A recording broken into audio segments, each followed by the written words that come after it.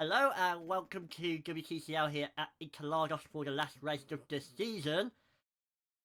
While to get there, but hey, here we are.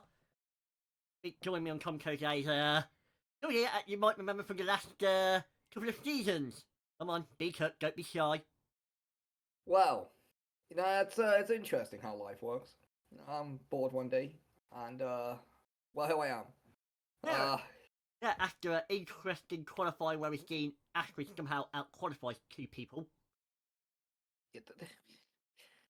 More importantly, Marie Bashir, who's trying to secure the title, gets pole, which is basically ideally what she wants. She just wants to get a good launch, hold it into turn one, and then go cruise control. But that's not normally as easy as it sounds. Yeah, that's basically in and out. Ranga having one qualify well as per normal, expecting him to drop off as seems to be the trend. So, Chosen will just here for the vibes. We somehow end up where we shouldn't be, and we're just here. But here we go. Yep. Boucher gets the pole. Darwan second, so we'll see what the Indian can do into turn one. Lingvis good qualifying fourth. So, yeah. Could be very interesting. And on that note, Interlagos, you never know what's going to happen. yes, especially considering that this is a different track format from the last time round, I believe. Oh, really, I cannot be asked to check, so correct me if I'm wrong, veterans. And on that note, let the mayhem begin! The plan for Boucher is get off the line, you go and cover off Darwan, and then effectively you can use Nomura your teammate as a weird gunner, or hope Nomura gets off the line. And speaking of which, it looks like Nomura might be doing just that. Well, Darwan's going to send this, down the inside. And looks like Lingvis might have the same idea.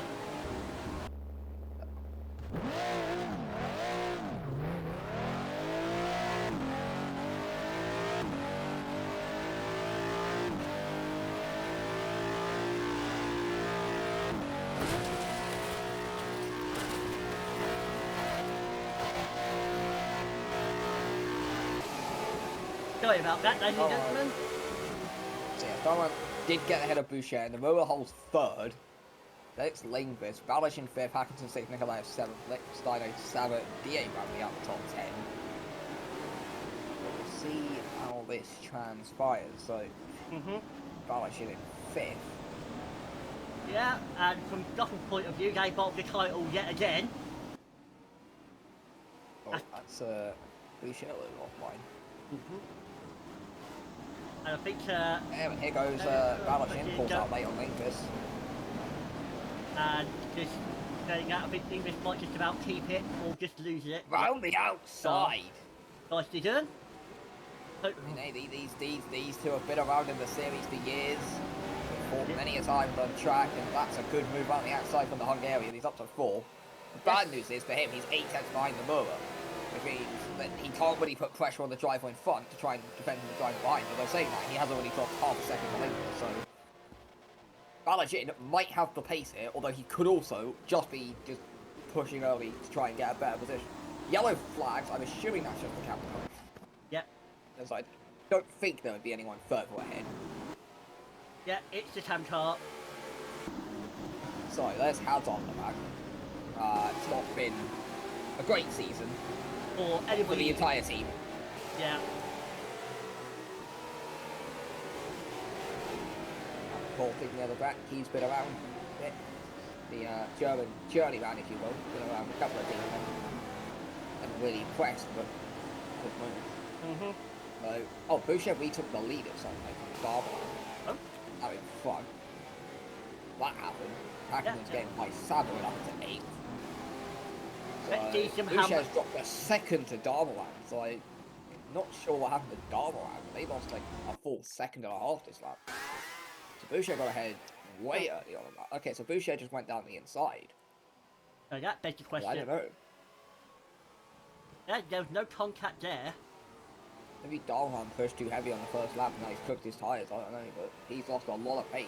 To be fair, that would go well with the trend that I alluded to earlier, where they tend to qualify well, but they just can't seem to do anything the with Moa's it. now got by him, so Yeah. it's really looking like this is Boucher's championship to lose now. She's Yeah. got by her teammates now. We've got by Darwin into second, and there's nothing else, is there? Oh, There it is. Oh, Balajan, yeah, he's pleased by that. Yeah, Darwin's clearly got something wrong with the setup right now because he's dropped down to 4. yeah, He might well drop even further back. In fact, Lingus has now apparently jumped up into 3rd. So it's all kicking off from behind. yeah, Hulk the Squeaky Superman hoping to do something. There's Lingus into 3rd. Balajan, but Darwin's already dropped a second or so behind these two. Yeah. So I'm not sure what's going on with Darwin, but right now he looks completely hopeless. Yeah, I mean, he's got, there we go, Nikolaev and Atkinson, some drivers you really do not want to be right behind your tail. Now the real question is what can Osten, Lingus and Paul Balajan do, because we've seen them in the opening couple of laps, they've got the pace. The real question is how are they going to get after the Moa and Boucher, because obviously this Darwin's position are 1.2 and 1.7 seconds behind, and you know, realistically Boucher's going to go in cruise control and the Moa's going to try and rear gun at her. As Darwin's drops further back, now he's behind Nikolaev down to 6th. Oh, as Limbis had a bit of an issue there. Yeah, he's defending. He went over to the inside line to defend because he knew Balajan was getting close, and he defends the inside line, so Balajan has to go the long way round, and Balajan wasn't close enough to go around the outside, as Nomura is actually going for the lead here. Out in front. Leave it to the QS. Backs out of that move. Backs out of that move. Like, I guess the Estes like, well, if no one's going to give us a title fight, we'll do it ourselves, I guess. Evidently. Although saying that, yeah, but now what they've done is because Nomura went down the inside and had to back up, and they've now had to back off. What this has done is it's now backed up these two into the path of Lingus and Balajan, which you can see here. Yes, and again, these guys. Ooh, that could go either direction. Either way, I think that's. But what you're seeing now is this could actually play into Boucher's hands because Nomura's going to try and back them up. Well, he was going to try and back them up. Osten Lingus, however, has got other ideas. He's trying to go down the inside there. But what you can see now is because Nomura's going to be fighting these guys off, it's going to allow Boucher to just build up that gap in front. That will probably be Alfred Yo's message to Nomura. Hey, don't bother trying to win it. Just stop Boucher from losing. Trying to build up a better defence than the Japanese they had against Genghis Khan a couple 100 years ago. Actually, I guess that was more due to natural disasters, although based off the lead that Boucher has got, yeah. Best of ways What's that coming into saying that, I spy a funny Indian man in the background. Yeah, Darwin's managed to hold position in 6th, so I'm not quite sure what happened to him. I'm guessing he maybe just pushed too hard in the first lap, cooked the tyres somewhere. Because the only other thing I could think of is it wasn't a mechanical problem, because he's obviously now flying, so I don't know. But yeah, Boucher leads, Nomura's second, Balajan holds, well, for now it's third, Lingus, Nikolaev, Darwin, and Atkinson. Then Gaye, Scava, Ezio. Give a Hungarian. Yeah, not really having the ways that her teammate is, and she's got a bit of a train behind her. You've got Mendez, you've got Babinu, Avellino, Leon, Marino, even fucking Sidbag and Lindes in this train. Of all drivers. Yeah. The one thing that's been letting Beck out this season, while he has improved massively in terms of point scoring, the consistency has been very poor, to put it politely. It's a hard one for a young driver to find consistency. It's all about it's all about mentally. If you're around driving, you don't really see, oh, I'm like still doing okay, even if like the results there. It's all just mental. Like you gotta just do it. You look at a teammate like that Weakness coming. He's been there. He's done that. You know, he nearly carried his team to a title multiple times. Exactly. So this should be a question of... And that's not me saying that Lingus is just a consistency merger either. We have seen that man in a race or in qualifying. On his day, he is as good as any driver on this grid. So... And arguably, in any other race series, he would have had a title by now. Unfortunately, he ended up at Shrewsbury Racing, which, well, prior to that was Leicester. I mean, that was a whole thing by itself. And now, obviously, he's of all the teams to try and end up at, he ended up at Shrewsbury Kite. So. Saying that though, he seems to be enjoying the project. Or at least Right, Boucher continues to form the train out in front. Assumably, they're now trying to get the other drivers now to burn their tyres up. That's what happened to these top 4 really have broken clear of everything else, which is interesting, but we have seen gaps fluctuate a lot this week, so we'll see how that goes. And nothing seems to be happening at the back.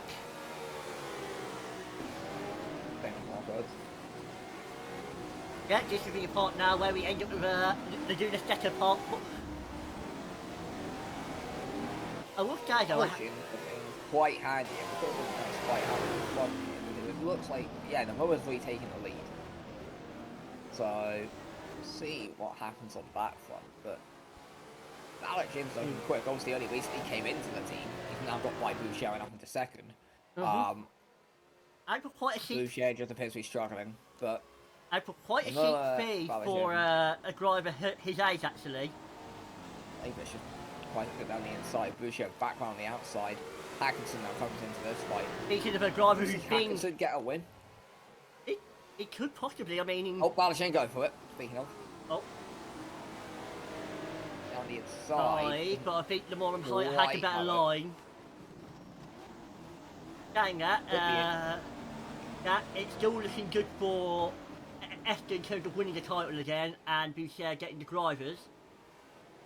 Yeah. Well, second in the championship right now is Perez, who is nowhere. And the only other position is the Moa, but like Boucher's actually the Moa this race. Yeah, so it's unless something drastic happens. Oh, speaking of drastic, Darwan's all the way down in 13th. Yeah, pretty Darwan, ladies and gentlemen. It's been a while since I've been here. He's still terrible. Yeah, I remember he used to do this all the time. He used to cart for like 1 or 2 good results, and people were like, is he actually good? And then he'd do nothing in like 20 races. It's like, get used to it. Right, Balachin trying to go for the late lead on the Moa.